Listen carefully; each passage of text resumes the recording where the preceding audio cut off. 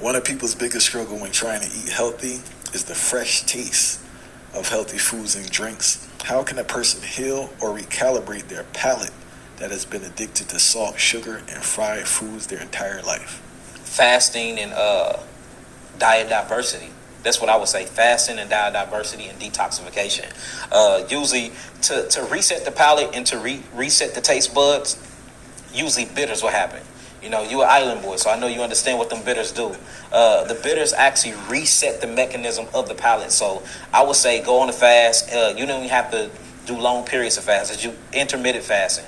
You know, eat between the hours of 12 to 6 every day. And when you eat between those hours, wean yourself off of the addictions like the sugars and the salt potassium ratio, because that's how they get you addicted. They actually are messing with the melanin neural receptors of the brain. It's called the opiate receptors. That's your reward center. They know how to tweak these foods and create them like a drug, for they can actually attach themselves to the receptors, but you can feel like you're being rewarded for eating things that got sweet. Same thing as the epigenetic inheritance that we was taught, transgenerational epigenetic inheritance that we was talking about with the rats, where they were punishing them for smelling a sweet savor fragrance, right?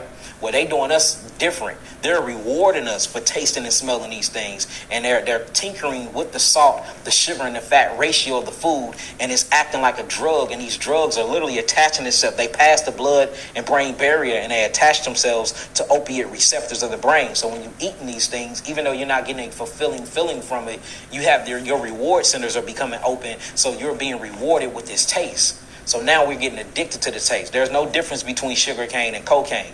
In fact, sugar cane is more addictive than cocaine. You see what I'm saying? So I would say this, fasting. Once you fast or you go on intermittent fasting and you only fast between the hours of 1 to 6, as long as you fasting at least 16 hours a day. So your safe zone is when you get up, don't eat anything, just drink some water or drink some H3O2, which is freshly squeezed juice, right? The moment that the sun is as high as in the sky, which is around 12 p.m., it's called the circadian rhythm. You're supposed to eat with the sun, in the sun. Eat when the sun is the highest in the sky, around 12, and then don't eat nothing when the sun go down. I would say don't eat nothing after 6 p.m. But if you just now getting into this, eat with the sun and stop eating when the sun go down. While you're doing that, your body is going to automatically kick itself into a detoxification mechanism. Glutathione going to start kicking on, opening up something called the NRF2 pathways. This is going to open up all these different pathways in your cells, and it's going to start pushing all of those toxins and all of those different receptors out of the body by way of the liver. So now this is what stops your addiction.